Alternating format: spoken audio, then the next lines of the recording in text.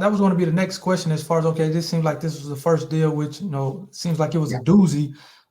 Have you done more since then? It seems like you haven't had to that level of Hmm. risk, but have you done maybe some, fix and flips or Yeah. some other investing in real estate where you're fixing things up or taking some distressed properties, fixing them up, and then selling them for a profit?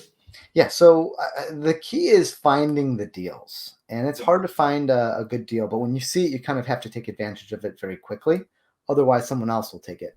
And in this, for the next flip, I found a scenario where it was someone was renting the property, and they just didn't want to be a landlord anymore, and because they had their other business, and they just didn't have the time.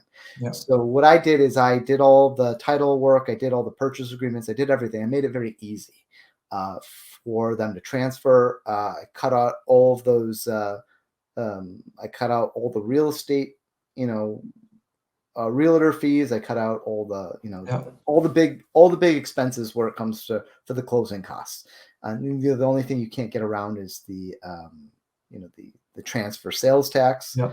for the government because they always want their pound Yeah. of flesh. Has to get paid. But aside that, the title company is really a waste of money. Yeah. I think it's kind of a scam. That's kind of Depending on who you're looking at, the title company, if you're looking at it from that side of things, it's like just a bank who's printing money. But if yeah. you're on the other side of you're paying them, it's like, this is kind of a waste of money. Absolutely. Yeah, well, I mean, these title companies, they are printing a lot of money, and not a lot of them do a really good job Yeah, in really absolutely. analyzing it. And so if you know what to look for to analyze the risk, then you can kind of de-risk the asset. And if there were previous title companies, like right before you purchased it, it kind of de-risks it a little bit more Yeah. too. And then by that time, I was actually on the zoning board for West Bloomfield. I got an appointment to the zoning board because my new interest in flipping houses. I was checking out, the website, and they had an opening, and I'm like, okay. And what's interesting is I had run for trustee about 10 years earlier. So when I was basically a kid, but I had those kind of over the years, the board members got to know me, Yeah. and so with a law degree and kind of an interest, they were happy to give me the opportunity to be I think the youngest member of the Wow. zoning board.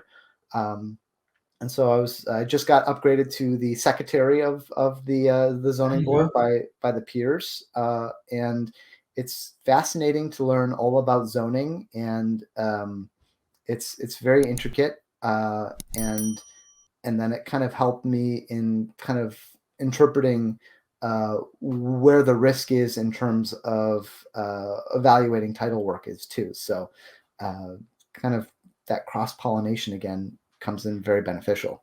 No, and again, I think one of the big things that I have tried to do and or implement in my life, and it seems like kind of as I'm hearing you talk and share your stories, that you have done a really good job of it as well, is taking your different experiences or your different skill sets and being able to uh, provide value maybe in other areas. So, say for example, you're taking things that you learned maybe on the law side of things or maybe Mhm. on the innovative side of things, and you're Yeah. using them in different industries to be able to kind of maybe solve for a problem or uh, provide, some type of, I guess, advantage or benefit where you can, kind of monetize off things Mhm. in that way. And I think, more people need to really like uh, make have a hard look at that because we have, we accumulate, or hopefully you're accumulating so many skills as you're going through life, and hopefully those skills are valuable.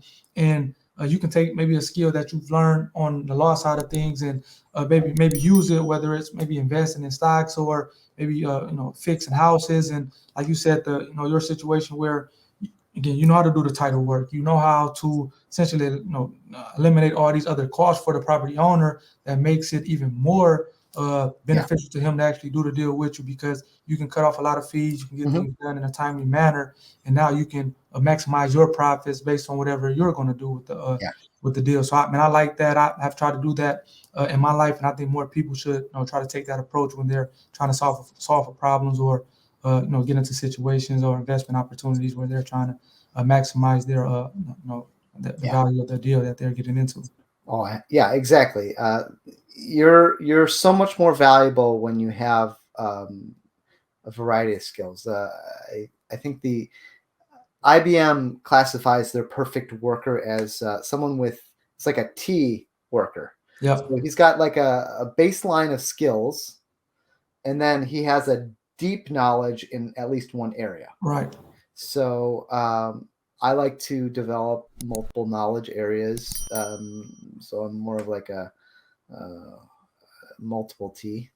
There you go. Hey, hey, hey. I don't think that's gonna stick. But well, two T's are better than one in my book. So I agree. So no, that's cool. So, and again, this is interesting because normally people are in maybe one, maybe two when you're talking about investment vehicles, whether that's stocks, whether that's real estate, whether that's having their own business that they're funding and investing in to try to continue to grow.